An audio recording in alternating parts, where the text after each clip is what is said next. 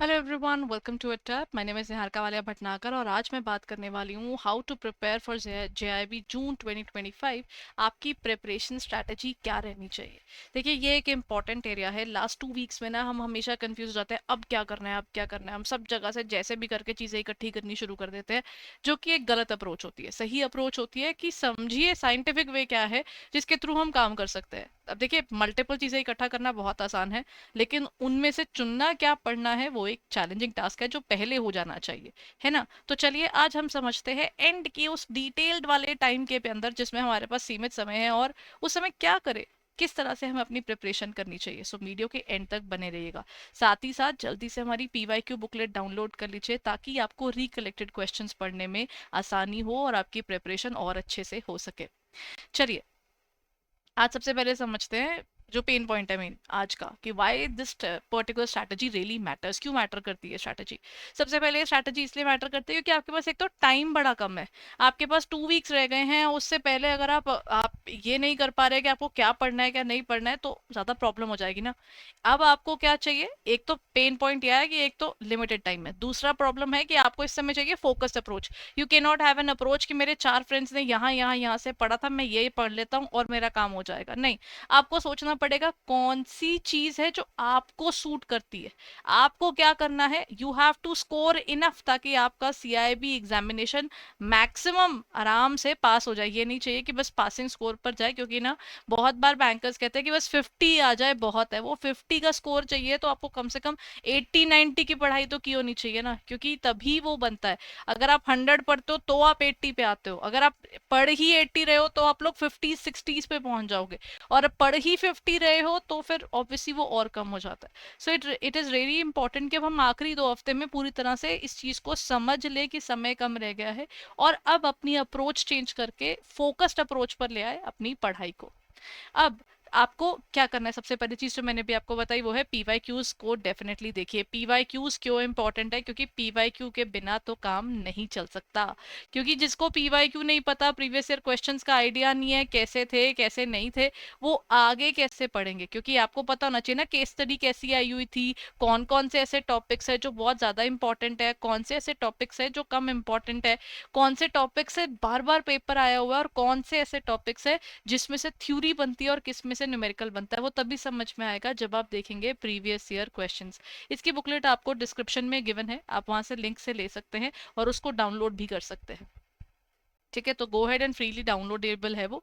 आप आराम से उसे डाउनलोड करके वहां से इसे पढ़ सकते हैं। प्रीवियस ईयर क्वेश्चंस में आपको देखना क्या है, पहले तो क्वेश्चंस को पैटर्न को समझिए, क्वेश्चंस को सॉल्व करके देखिए, आइडेंटिफाई कीजिए कि कौन कौन से टॉपिक्स है जो बार बार आ रहे हैं, और अपना कॉन्फिडेंस बढ़ाइए कि ठीक है मैंने चीज क्वेश्चन देख लिया, एक बार कर लिया, 2 बार कर लिया, तीसरी बार तक ना उसमें एक होल्ड आ जाता है कि ठीक है this is what I already know about and I am better in this. Then high weightage topics कौन कौन से, एक होता है मोस्ट इंपॉर्टेंट, जो आपके टॉपिक्स है जो बहुत ज्यादा वेटेज रखते हैं, जिसमें से केस स्टडी भी बन रही है, जिसमें न्यूमेरिकल भी आ रहे हैं, जिसमें से थ्योरेटिकल क्वेश्चंस भी बन रहे हैं, 4-5 मार्क्स का एक चैप्टर बन के आ रहा है, कौन सा ऐसा है वो चैप्टर आपको देखने हैं। देन फ्रीक्वेंटली आस्क्ड क्वेश्चंस, जो टॉपिक्स बार बार आ रहे हैं उनको अच्छे से करिए ताकि आपको पता हो कि इन टॉपिक्स को तो छोड़ना ही नहीं है। और एक और चीज हमेशा याद रखिए, प्लीज हमेशा ही जब आप चीजें पढ़ रहे हैं, focus on the core concept. Do not focus कि ये वाले एमसीक्यू में ये वाला था, ये वाला तो मेरा हो गया। फोकस आपका उस पर नहीं होना चाहिए, फोकस आपका इस चीज पर होना चाहिए कि क्वेश्चन क्या आ रहे हैं, किस तरह से आ रहे हैं, कॉन्सेप्ट कौन सा कवर करना है जिससे मेरे 4 क्वेश्चन कंप्लीट हो जाए। ये नहीं कि मेरे 4 एमसीक्यू हो गए तो मतलब मेरा पेपर हो जाएगा। एमसीक्यू आपका फोकस नहीं होना चाहिए, उसके अंदर छुपा हुआ वो कॉन्सेप्ट होना चाहिए। फिर आपको ये भी जानना है कि पेपर में किस तरह के क्वेश्चंस आते हैं। आपके पेपर में केस स्टडी आती है, आपके पेपर में न्यूमेरिकल आते हैं, आपके पेपर में थ्योरी एमसीक्यूज भी आते हैं। तो आपके पेपर में ना मतलब अब ये हो चुका है कि अगर मैं कुछ पेपर्स की बात करूँ, नॉट एवरी बट या, आपके पेपर में ना 30-40% पोर्शन अब केस स्टडी बेस्ड हो गया है, थ्योरी प्रैक्टिकल किसी भी तरह की हो सकती है। तो ये एक इंपॉर्टेंट एरिया है जिसके लिए आपको ओपन अप रहना है। न्यूमेरिकल क्वेश्चंस भी आ जाते हैं, मतलब अगर मैं बात करती हूँ ABFM है, BFM है, ABM है, इन तीनों में न्यूमेरिकल है, BRBL में न्यूमेरिकल नहीं है। बट आपको थ्योरी क्वेश्चंस के लिए तो तैयार BRBL में भी रहना पड़ेगा, क्योंकि उसमें तो प्रोविजंस भी आ गए हैं बहुत से, या आपके लॉ के प्रोविजंस हैं जो आपको वहां से पढ़ने में हेल्प करते हैं। तो अगेन जब आप पढ़ रहे हैं तो आपको इस चीज का ध्यान रखना है कि आप केस स्टडीज, न्यूमेरिकल्स और थ्योरी क्वेश्चंस तीनों तो समझकर चल रहे हैं। मैच द फॉलोइंग भी आते हैं, नो ऑप्शन क्वेश्चंस भी आते हैं। तो आपको हर तरह के टाइप के क्वेश्चंस के लिए अपने आप को प्रिपेयर करना होगा, so that you have a better approach towards your examination, I would say. ठीक है, तो आपके जैसे ये तीन तो आ ही गए। I am writing the other part. ये रिसेंटली इंट्रोड्यूस हुए हैं, नो ऑप्शन क्वेश्चंस। लास्ट तो पूरा साल आए ही है। और इसके अलावा आपको इसी के अंदर match the following, no option questions normally numerical डालने लग गए हैं। मैच द फॉलोइंग वाले एमसीक्यूज भी आते हैं। ठीक है, और इसके अलावा मैच द फॉलोइंग एमसीक्यूज के साथ साथ में you also get MCQs of based upon fill in the blanks, तो वो भी आते हैं। तो ये सारी चीज़ें आपको अच्छे से करनी है। न्यूमेरिकल वाले नॉर्मली जो क्वेश्चंस होते हैं वो बुक में से ही बनते हैं, ध्यान से बुक के ही सारे क्वेश्चंस कर लीजिए, तो भी I think I would say कि आप आराम से न्यूमेरिकल अटेंड कर पाएंगे। थ्योरी क्वेश्चंस के लिए आपको रीड बिटवीन द लाइंस करना पड़ेगा, बिकॉज पेपर में बहुत डिटेल वाले पोर्शंस भी आ रहे हैं। देन आपकी, अब देखिए इसके बाद आपने ये सब तो कर लिया, लेकिन ना उसके बाद जब आपने चीज पढ़ ली, आपको मॉक टेस्ट भी देने जरूरी है। दैट मीन्स आप एक तो अटेम्प्ट कीजिए फुल टेस्ट को, आप कोशिश कीजिए पहले तो यूनिट वाइज टेस्ट दीजिए अगर आपके पास वो पॉसिबिलिटी है, आपके पास उस तरह के रिसोर्सेज है। उसके बाद आप क्या कीजिए, फिर आप फुल टेस्ट दीजिए, ताकि फुल टेस्ट में आपको आइडिया हो जाए कि 2 आवर्स में आप 100 क्वेश्चन पूरे कर पा रहे हैं कि नहीं कर पा रहे। तो आपको टाइम मैनेजमेंट का आइडिया हो जाएगा, कितनी जल्दी आप खत्म कर सकते हैं अपना पेपर। अपनी वीकनेसेस को समझिए, ताकि आपको पता हो कि कौन कौन से ऐसे टॉपिक्स और कौन सा ऐसे सब्जेक्ट है जिसमें आप वीक हैं, उसको अभी से ही कवर अप कर लीजिए, बिकॉज एंड में आकर टाइम नहीं होता। फिर आपको इम्प्रूव क्या करना है, you have to improve your weak areas all together, because weak areas के साथ में काम नहीं चलने वाला। तो we have to be very careful about this fact कि आपने पूरा पूरा सब्जेक्ट प्रॉपरली पढ़ना है। So you have to look forward to it. ठीक है, और daily study plans I think आप लोग के लिए इस समय तो हो जाना चाहिए कि आप सुबह का टाइम या शाम का टाइम, आप ये डिपेंड करता है कि पेपर्स में आप कैसे चलते हैं, बट अदरवाइज ना आपका मॉर्निंग वाला जो टाइम है 2 to 3 आवर्स जो है वो आप देखिए ये ना हर किसी का अलग डिफरेंट होता है, but I can just suggest you, कुछ लोग मॉर्निंग पढ़ना पसंद करते हैं, कुछ लोग इवनिंग पसंद करते हैं, तो एक पर्टिकुलर टाइम आप पढ़ने पर लगाइए और एक पर्टिकुलर टाइम आप छोटे या बड़े किसी भी तरह के मॉक टेस्ट और रिव्यूअल पे जा चुके हैं, जो प्रिपरेशन पूरी कंप्लीट कर चुके हैं। अब जो प्रिपेयर कर रहे हैं वो मॉर्निंग के टाइम पर भी पढ़िए और इवनिंग के टाइम पर भी कम से कम 2 आवर्स पढ़िए, और किस तरीके से आप अलग अलग सब्जेक्ट्स पिक कर लीजिए ताकि मोनोटनी ना आ जाए।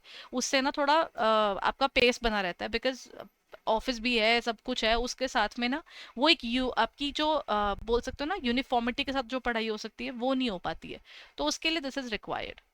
देन फाइनल प्रिपरेशन की चेकलिस्ट आपकी क्या होनी चाहिए, सबसे पहले ना फाइनल प्रिपरेशन के टाइम पर ना आपको पता होना चाहिए अपने लास्ट डे पर क्या पढ़ना है, वो बहुत इंपॉर्टेंट है।